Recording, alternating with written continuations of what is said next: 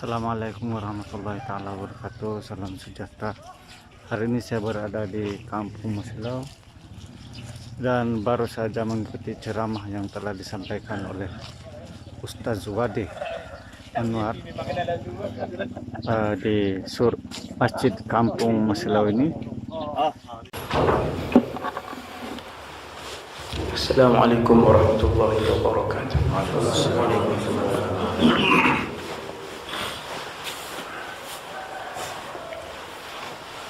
A'udzu billahi minasyaitonir rajim. Bismillahirrahmanirrahim. Alhamdulillahilladzi ahyana ba'dama amatana wa ilaihin nusyur. Wa usalli wa usallim ala hadzal nabiyil karim.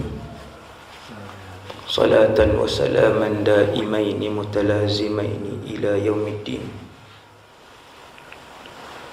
ولا حول ولا قوة إلا بالله العلي العظيم ولا حول ولا قوة إلا بالله العلي العظيم ولا حول ولا قوة إلا بالله العلي العظيم رب اشرح لي صدري ويسر لي أمري واحلل عقدة من لساني يفقهوا قولي اللهم اهد قلبي وسدد لساني بحق سيدنا محمد صلى الله عليه وسلم. Pertama sekali, radina billahi rabba, kami semua redha Allah Tuhan kami. Wabil islami dina, kami redha Islam cara hidup kami. Wabi Muhammadin nabiyyan wa rasula, dan kami jadikan, kami redha bahawa Muhammad sallallahu alaihi wasallam seorang nabi dan rasul.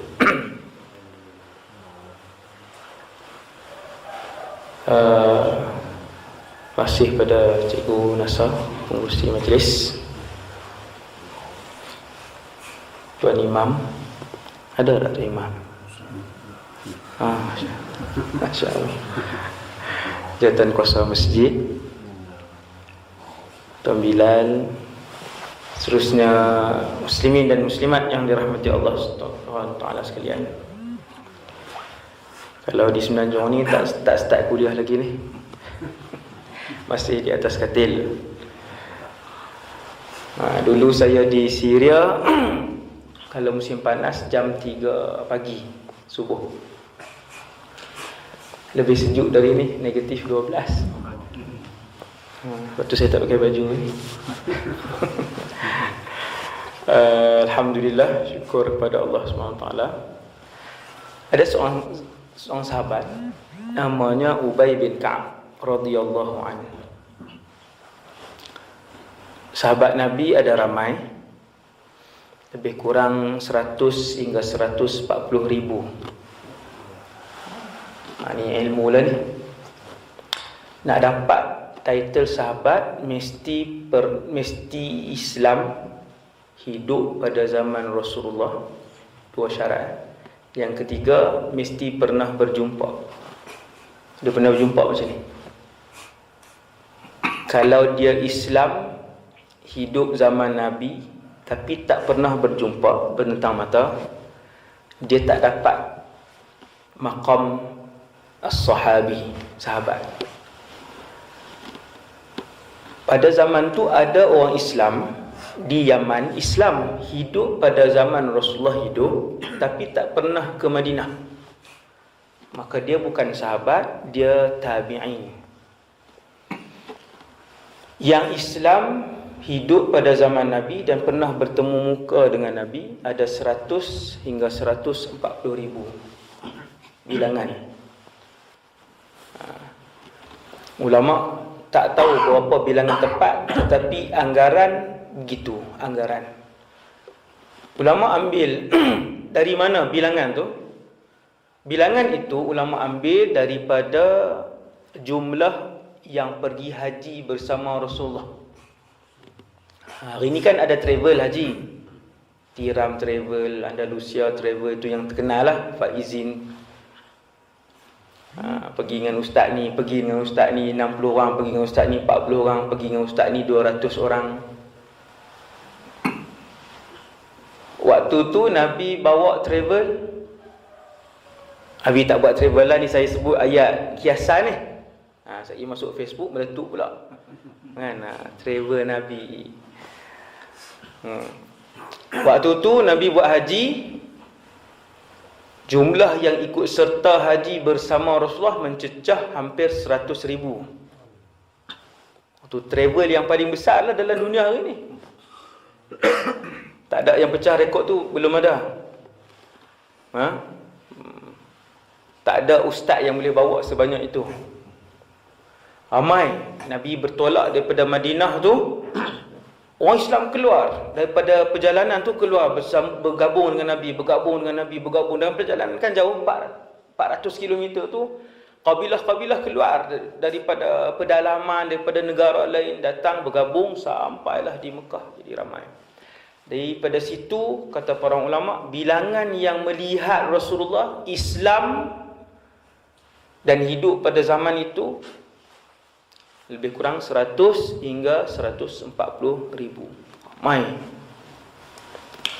Salah seorang sahabat yang terkenal dalam sirah selalu disebutkan, namanya Ubay bin Ka'ab.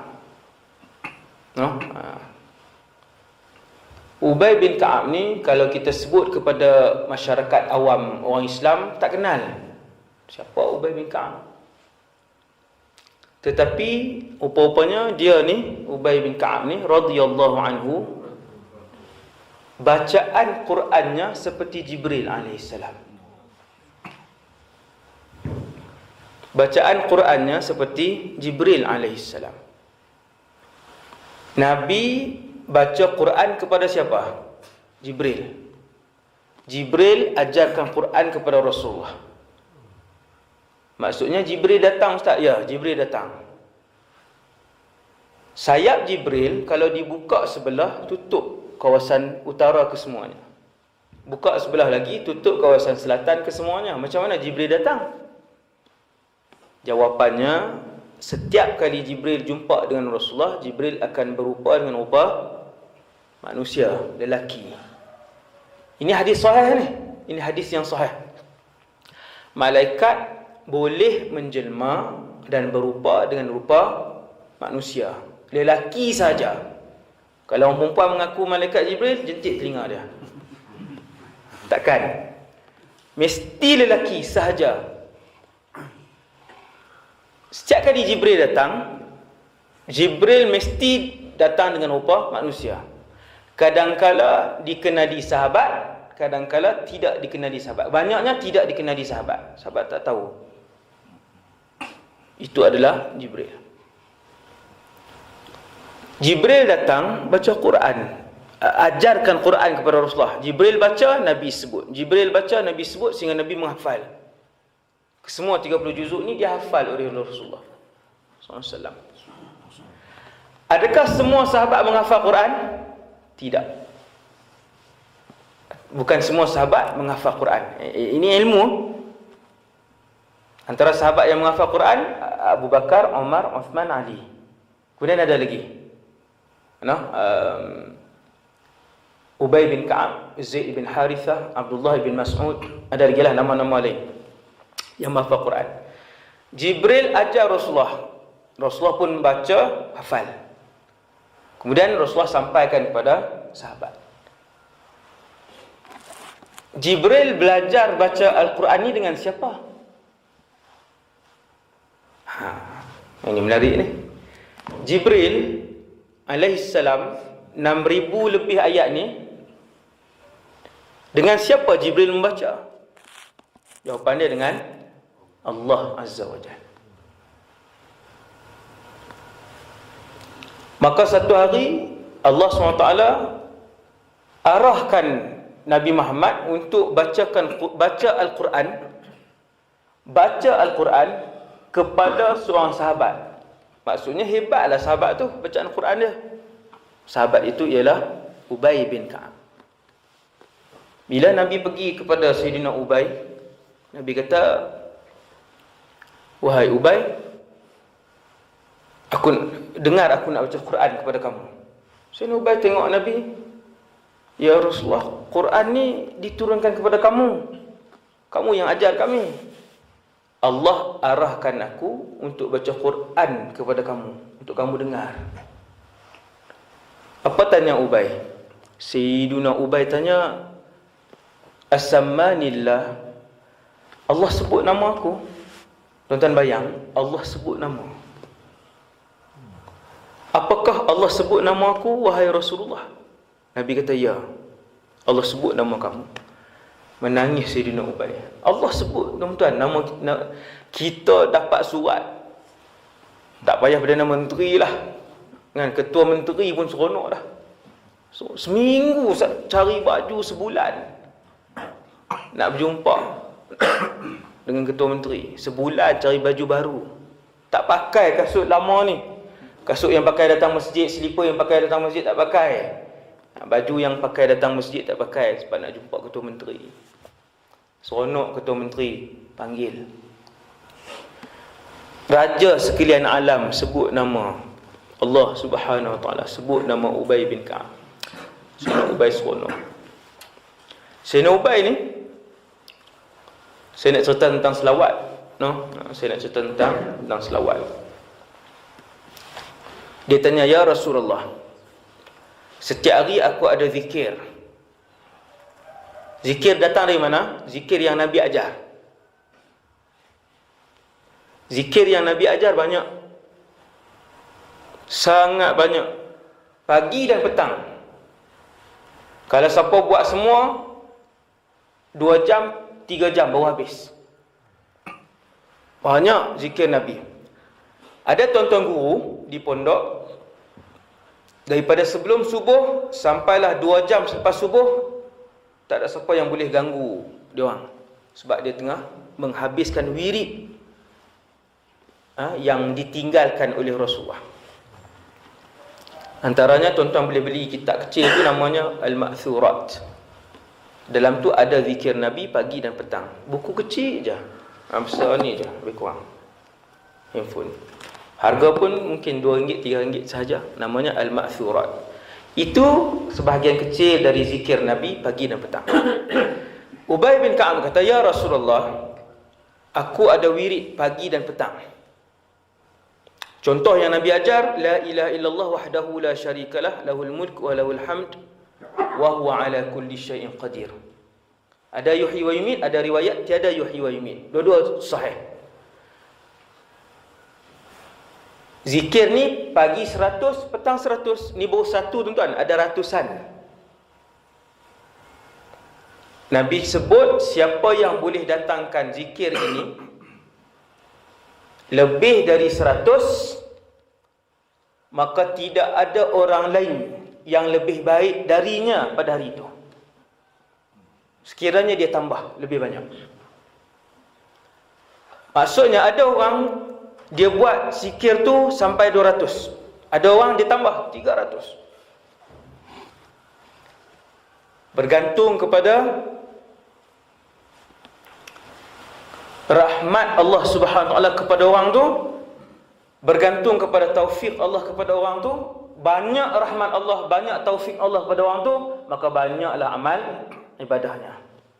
Nah, bukan banyak ilmu, maksudnya dia yang paling banyak beramal, bukan. Bukan begitu. Ilmu penting, Tapi kalau banyak ilmu sahaja, tak ada rahmat, tidak ada taufik daripada Allah, dia tak beramal dengan ilmu tu. Seperti siapa? Seperti iblis lah. Kan? Seperti iblis. Okey, jadi Ubay bin Ka'ab bagi tahu, ya Rasulullah, setiap hari saya ada zikir.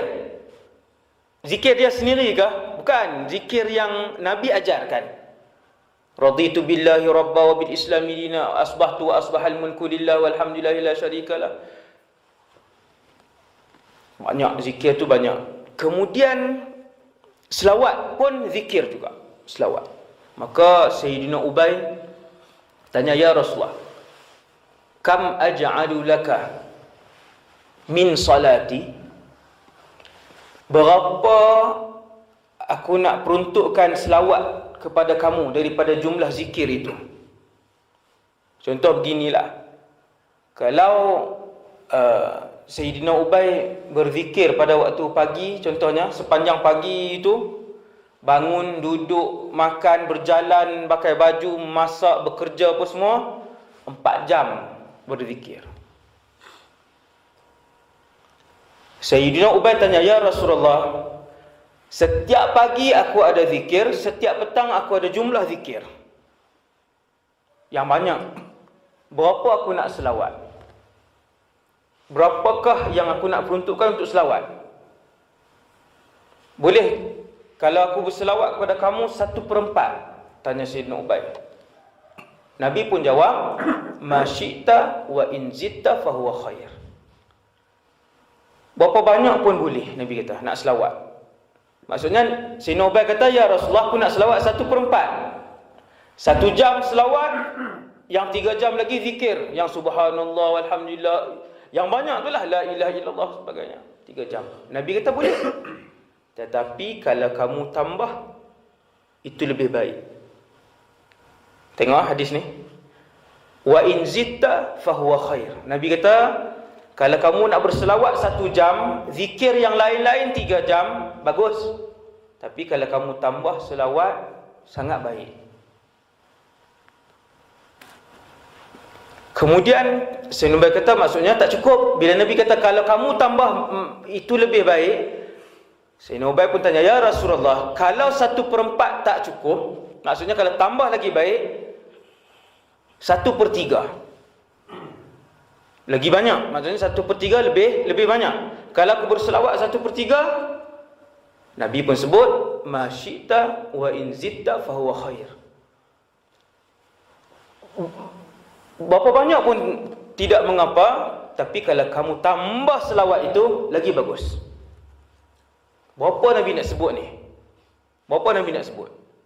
Nabi tak sebut, tak selawat. Nabi tak jawab terus, "Kamu jangan zikir yang lain, kan selawat saja." Nabi tak jawab macam tu. Maka Nabi pun kata, kalau kamu tambah, lebih baik. Nabi tak kata wajib. Kemudian sahabat Ubay fikir 1/3 pun Nabi kata kalau tambah lebih baik. Maksudnya, "Ya Rasulullah, kalau separuh, lagi banyak ni, separuh daripada zikir aku ialah berselawat, apakah cukup?" Nabi kata, "Terpulang kepada kamu, ma syi'ta wa in zitta fahuwa khair." Tapi kalau kamu tambah, lebih baik selawat. Ini rahsia. Hadis ni hadis sahih, dan ini rahsia selawat yang sangat besar. Bila Sayyidina Ubay kata separuh pun, Nabi kata kalau kamu tambah selawat itu lebih baik. Nabi tak paksa. Nabi kata tambah lebih baik. Kemudian Sayyidina Ubay pun fikir, kalau separuh pun kalau tambah lebih baik, apa yang lebih banyak di separuh? 2/3 lebih banyak di separuh. "Ya Rasulullah, seandainya aku menjadikan 2/3 dari zikir aku adalah berselawat." Maksudnya 70%. 70%. Kalau 10 jam, 7 jam berselawat. "Bolehkah ya Rasulullah?" Nabi kata, "Ma syi'ta." Terpulang kepada kamu. Tapi kalau kamu tambah zikir, itu lebih baik. Kalau kamu tambah selawat, itu lebih baik. Maka Sayyidina Ubay ketika itu dah tak ada bilangan, dah tak ada angka yang paling banyak. 2/3 sudah habis. Selepas 2/3, keseluruhan. Maka bila Nabi jawab, "Wahai Ubay, kalau kamu tambah selawat itu lebih baik," maka Sayyidina Ubay pun tanya, "Ya Rasulullah, kalau aku jadikan seluruh wirid dan zikir aku adalah selawat kepada kamu, apakah cukup?" Nabi pun jawab, "Idzan tukfa hammuk wa yughfaru dzambuk." Nabi kata ketika itu selesai segala masalah kamu dan diampunkan semua dosa kamu. Tuan-tuan, kata para ulama, maksudnya Nabi tak menafikan zikir lain. La ilaha illallah subhanallahil azim wa bihamdih, la haula wa la quwwata illa billah. Nabi tak nafikan, dan zikir-zikir lain itu Nabi juga yang ajarkan. Tetapi hadis ini membongkarkan rahsia selawat.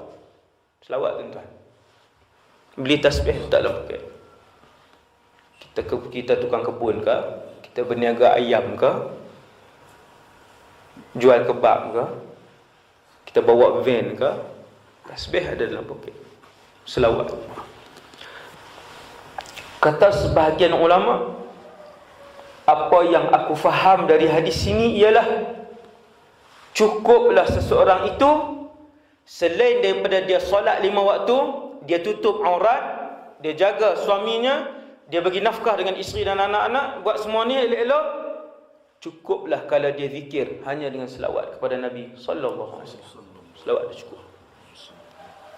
Hadis ni hadis sahih. Waktu tu Sayyidina Ubay bin Ka'ab dah tak boleh nak fikir. Dah 2/3 pun Nabi sebut, kalau kamu tambah lebih baik. Dia kata, ya Rasulullah, seluruh zikir aku adalah selawat kepada kamu. Nabi kata, ya, idzan tukfa hammuk wa yughfaru dzambuk. Ketika itu semua masalah kamu akan selesai. Selawat. Dan selawat yang paling tinggi sekali,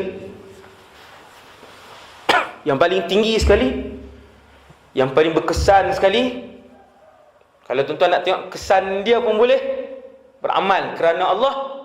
Selawat yang paling berkesan sekali insya-Allah ialah selawat Ibrahimiyah yang tuan-tuan baca dalam tahiyat akhir. Itu adalah selawat yang diajarkan sendiri oleh Rasulullah sallallahu alaihi wasallam. Allahumma salli ala Muhammad wa ala ali Muhammad kama sallaita ala Ibrahim wa ala ali Ibrahim wa barik ala Muhammad wa ala ali Muhammad kama barakta ala Ibrahim wa ala ali Ibrahim fil alamin innaka Hamidum Majid. Buat yang tu. Siapa pun yang datang kepada saya masalah apa pun, selawat saja. Baru ni ada satu orang datang berubat di pondok kami di Sungai Petani. Dia halunisasi, hampir gila. Dah jumpa pakar psikiatri, dah makan ubat untuk sakit. Malam tak boleh tidur, orang bisik. Macam-macam bisik. Lama sudah. Rambut pun dah nak botak dan beruban banyak rambut. Dah nak gila. Saya nak buat apa ustaz? Saya kata selawat. Selawat yang mana ustaz? Selawat Ibrahimiyah. 100 pagi, 100 petang, 100 sebelum tidur. Alhamdulillah. Sekarang dah boleh tidur, Lena. Dah boleh nak mula bekerja balik. Dulu dah tak boleh kerja lah, dah nak gila. Dah boleh bekerja balik, hidup balik, tapi masih lagi dalam perawatan. Selawat Ibrahimiyah. Selawat lain, selawat tafrijiyah, selawat nariyah, selawat syifa, selawat lain tu, yang tu diajar oleh para ulama yang buat. Boleh tak ustaz amal? Boleh diamalkan juga. Tapi kalau nak yang original daripada Rasulullah, maksudnya yang Nabi sendiri ajarkan dengan hadis sahih, yang Ibrahimiyah tu. Itu yang paling power lah kan? InsyaAllah. Kemudian fungsi selawat ni sampai di mahsyar. Saya cerita pada tuan-tuan, fungsi selawat, kelebihan dia sampai di mahsyar. Mahsyar ni apa? Tuan-tuan kena dengar ceramah tentang mahsyar. Ada banyak dalam YouTube, banyak ustaz-ustaz ceramah tentang mahsyar. Sekarang kita di dunia, selepas ni kita mati. Bila mati kita akan pergi ke satu alam namanya barzakh. Barzakh belum akhirat. Barzakh belum akhirat. Di mana alam tu? Wallahu a'lam. Di mana barzakh? Kita tak tahu di mana barzakh. Kita ke alam situ, kemudian berlaku kiamat nanti. Malaikat Israfil tiup sangkakala yang kedua, semua bangun. Semua dikembalikan roh. Bukan dikembalikan roh, dibangunkan. Siapa yang bangun itu ustaz? Yang bangun itu selepas ditiup sangkakala yang kedua, ada 5 makhluk. 5 bangsa, bukan 5 orang. Ada 5 bangsa, kesemuanya bernyawa sebelum ini. Semuanya ada roh. Ada 5 bangsa yang ada roh.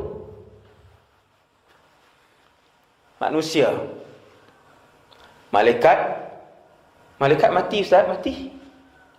Malaikat akan merasakan kematian. Kullu nafsin dha'iqatul maut. Yang ada roh 5 bangsa. Kesemua yang berroh ini mati.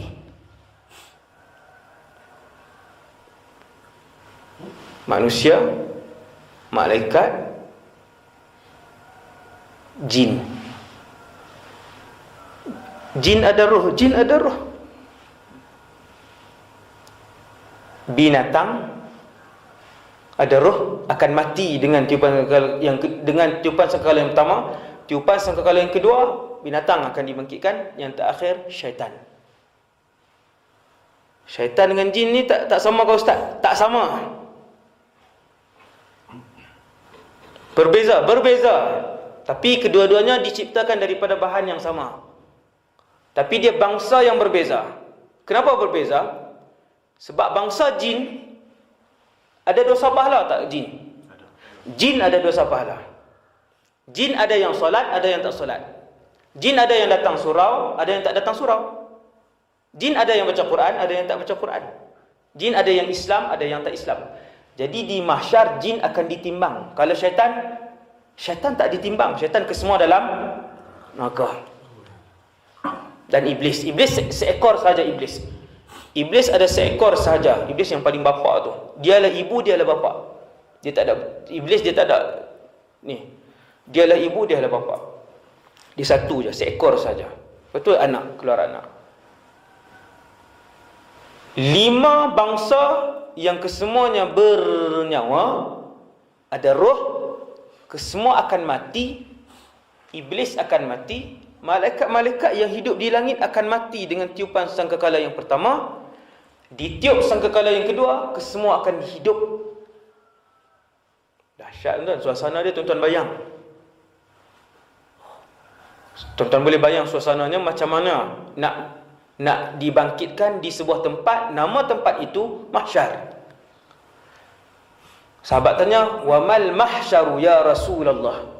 Mahsyar tu apa ya Rasulullah? Nabi pun sebut satu tanah yang lapang. Kita pun bayang stadium. Stadium baru 100,000. Satu tanah yang lapang ini yang akan Allah cipta. Sekarang belum ada. Sekarang pagi ini mahsyar sudah ada ke belum? Belum. Kalau saya tanya pagi ini syurga dah ada ke belum? Syurga pagi ini. Syurga sudah siap.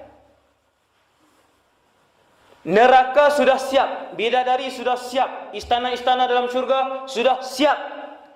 Api dalam neraka sudah dinyalakan. Dah cukup panas Ustaz. Sudah hampir yang paling panas. Hitam legam. Dia sudah warna biru, dia sudah warna putih, api neraka dah panas. Dan yang paling panas ialah hitam sekarang ni. Sudah siap. Mahsyar belum. Mahsyar belum diciptakan. Selepas ditiup sangkakala yang pertama, Allah akan cipta mahsyar, tanah lapang. Tiada rumput, tiada sungai, tiada laut, tiada pokok, tiada bangunan, tiada masjid, tiada bukit, tiada gunung. Tanah kosong. Warnanya pun satu. Putih ataupun kekokoan, koko. Satu je warna dia. Tiada hijau, tiada kuning, tiada biru. Satu warna. Dia tanah lapang. Kalau kita bayangkan lembu sahaja dibangkitkan di mahsyar sejak daripada zaman Nabi Adam, lembu sahaja. Berapa bilion tuan-tuan lembu?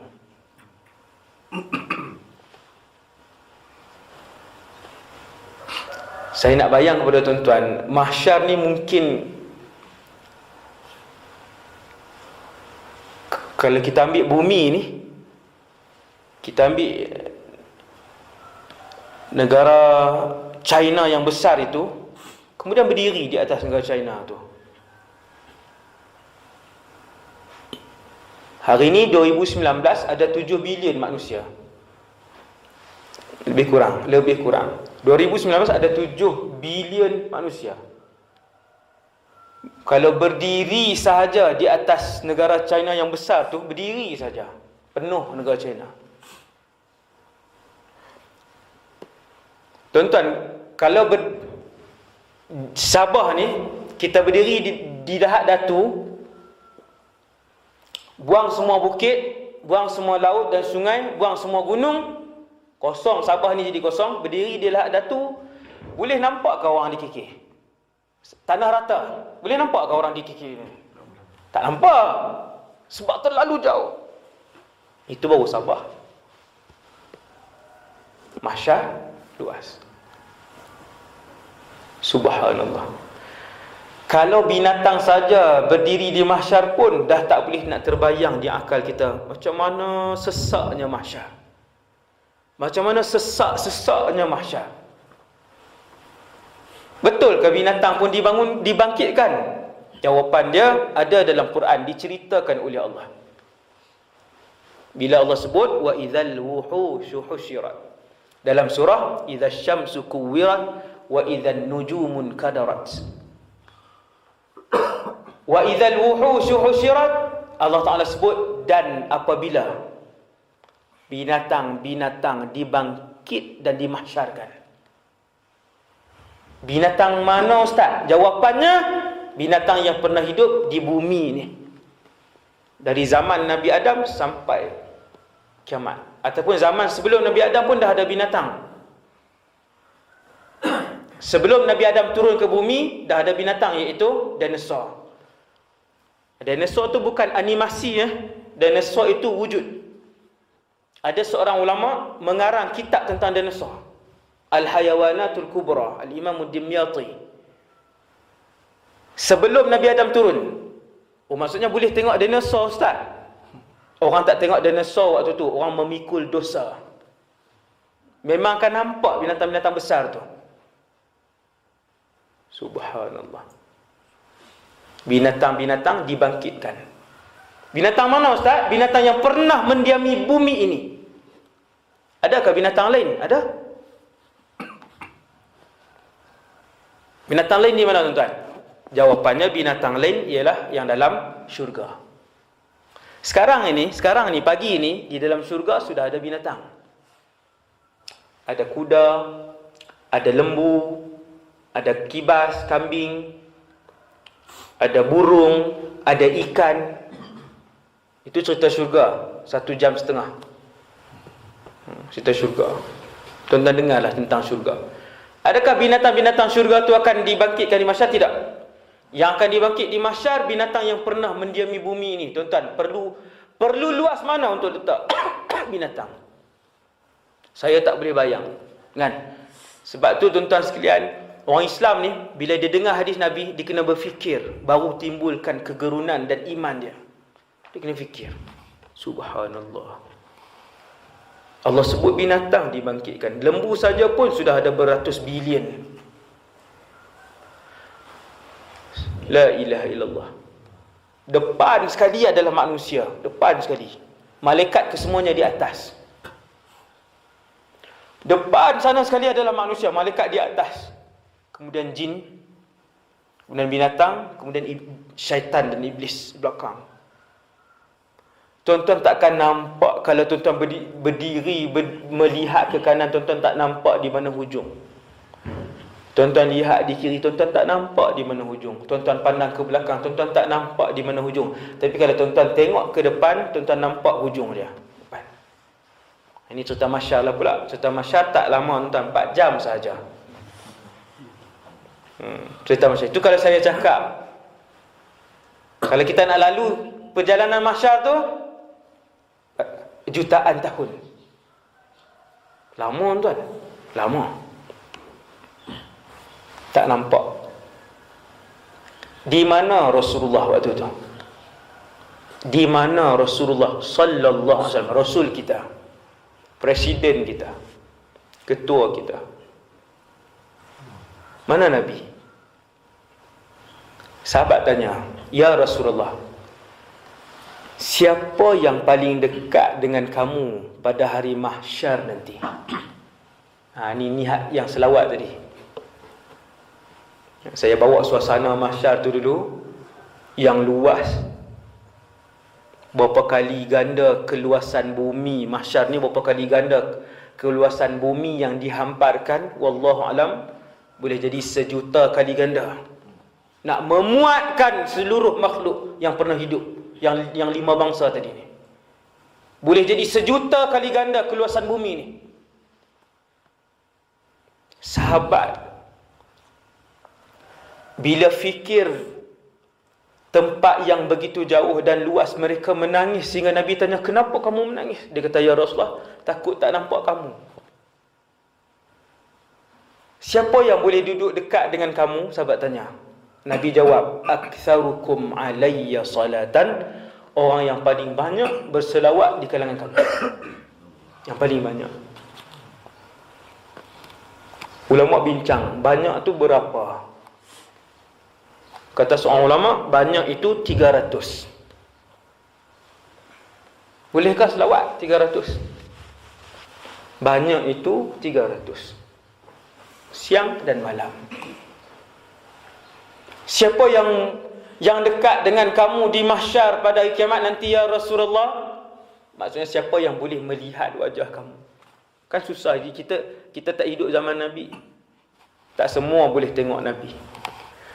Mahsyar itu kan panjang. Untungnya boleh duduk di tepi Rasulullah, di bawah kemah Rasulullah sallallahu alaihi wasallam, di bawah kumpulan Rasulullah sallallahu alaihi wasallam. Bila sahabat tanya, ya Rasulullah, siapa yang boleh lihat kamu? Siapa yang dekat dengan kamu di mahsyar? Kan luas. Nabi kata, aktsarukum alayya salatan, yang paling banyak selawat di kalangan kamu kepada aku. Banyakkan selawat. Banyakkan selawat supaya kedudukan kita dekat. Kalau dekat dengan Nabi, takkanlah panas? Jawapannya tidak panas.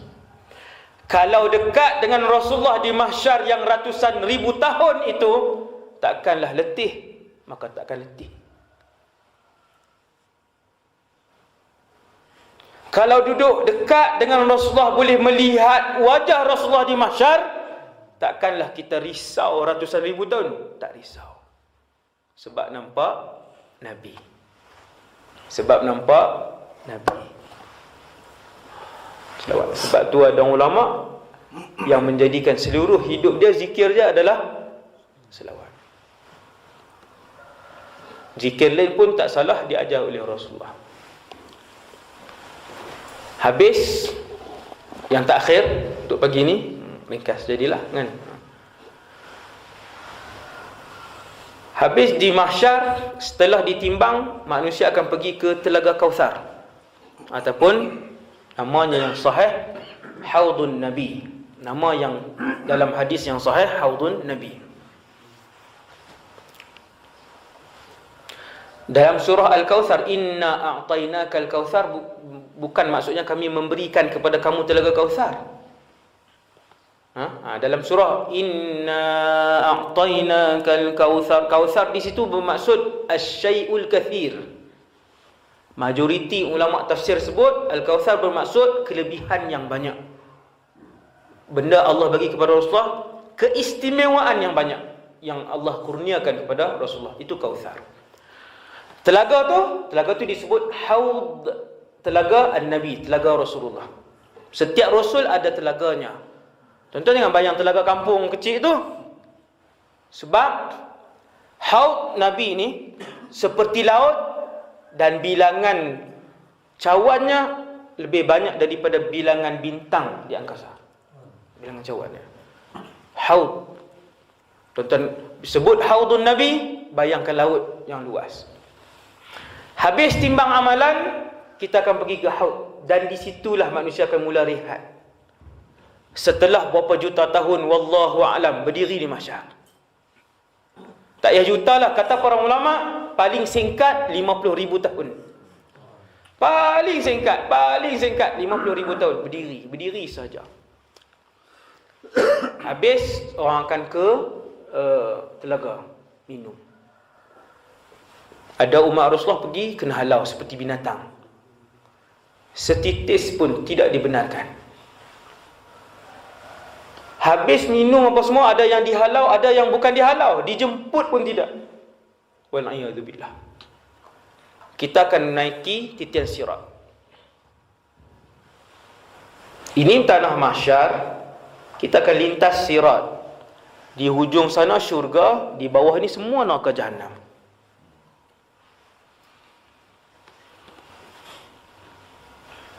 Titian sirat diletakkan di atas neraka jahanam. Maksudnya gelap gelita. Neraka titian sirat itu suasananya gelap gelita. Dia bukan gelap malam. Kalau gelap malam, selepas 5 minit kita nampak. Pergilah hutan macam mana pun, gelap, dia akan nampak. Mata kita ni, Allah Ta'ala ciptakan, dia akan nampak. Jarak tak jauh tapi nampak. Sirat itu sentiasa gelap gelita, kecuali orang yang wajahnya, anggota wuduknya bercahaya. Anggota wuduknya bercahaya. Kalau anggota wuduknya bercahaya, maksudnya orang yang solat lah. Orang yang tak tinggalkan solat. Bercahaya, maka dia akan guna cahaya itu untuk lintas titian sirat. Ada orang daripada mahsyar itu, dia langkah kaki pertama sirat, kaki kedua duduk depan syurga. Titi sirat tu. Itu yang Nabi sebut sepantas kilat. Ada orang dia naik titi sirat, dia bau syurga. Sebab belah sana syurga wangi. Maksudnya sudah dekat. Nabi kata tidak. Bau wangi syurga itu boleh dihidu 500 tahun sebelum sampai. 500 tahun sebelum sampai. Kita hidup dunia 60 pun dah seronok sangat dah. Seronok rasa puas hati lah. 500 tahun sudah bau wangi, pun dia jatuh ke bawah. Tak sampai pun. Ada orang seperti angin, ada orang seperti penunggang kuda yang laju, ada orang berlari, ada orang berjalan, ada orang merangkak, dan ada orang menyulur di bawah. Nabi sebut ada satu orang, dia berjalan di atas titi sirat. Lama perjalanan dia. Terhoyong ke kanan, terhoyong ke kiri. Kanan, kiri. Orang ni, tak apa nak habis dah. Bateri pun nak habis tu. Guna bateri ke mana? Elektrik kan? Okey. Ni penutup dah hadis ni. Tak ada masalah. Orang ni, kanan, kiri. Kanan, kiri. Nak jatuh lah maksudnya, nak jatuh. Kanan, kiri. Kata Rasulullah, فَثَبَّتَتْهُ كَثْرَةُ الصَّلَاةِ عَلَى رَسُولِ اللَّهِ. Datang selawat yang dia amalkan ketika di dunia dulu. Dia amalkan selawat yang banyak. Nabi sebut lah. Dalam hadis ni Nabi sebut, ketika dia nak jatuh ke kanan dan ke kiri dalam neraka jahanam, maka datanglah amalan dia. Apa amalan dia? Selawat yang banyak kepada Rasulullah sallallahu alaihi wasallam. Nabi sebut banyak. Ingat. Nabi sebut banyak. Maka datanglah selawat kepada Rasulullah yang banyak.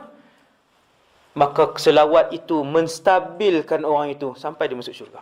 Dia tak jatuh dah, dia di situ jalan. Sebelum nak terbalik, nak terbalik. Akhirnya selawat tu datang, selamatkan dia masuk syurga. Di sekadar tu dulu insya-Allah.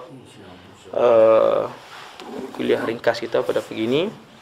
Semoga kita semua mendapat iktibar daripada yang saya sampaikan.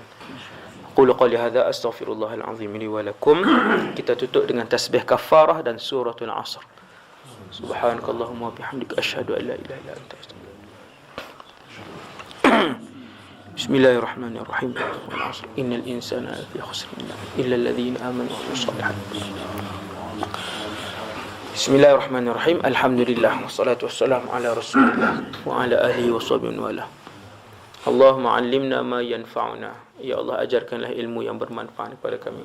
Wanfa'na bima 'allamtana. Ya Allah, manfaatkanlah ilmu yang telah Kau curahkan kepada kami. Wazidna ilman wa amalan wa ikhlasan fi hayatina. Tambahkanlah kepada kami ya Allah ilmu, amal, ibadah dan keikhlasan dalam kehidupan kami. Allahumma ja'al jam'ana hadza jam'an marhuma wa tafarraqana min ba'dihi tafarruqan ma'suman maimuna marhuma. Sallallahu ala sayidina Muhammad wa ala alihi wasallam. Walhamdulillahirabbil alamin. Assalamualaikum warahmatullahi wabarakatuh. Ya.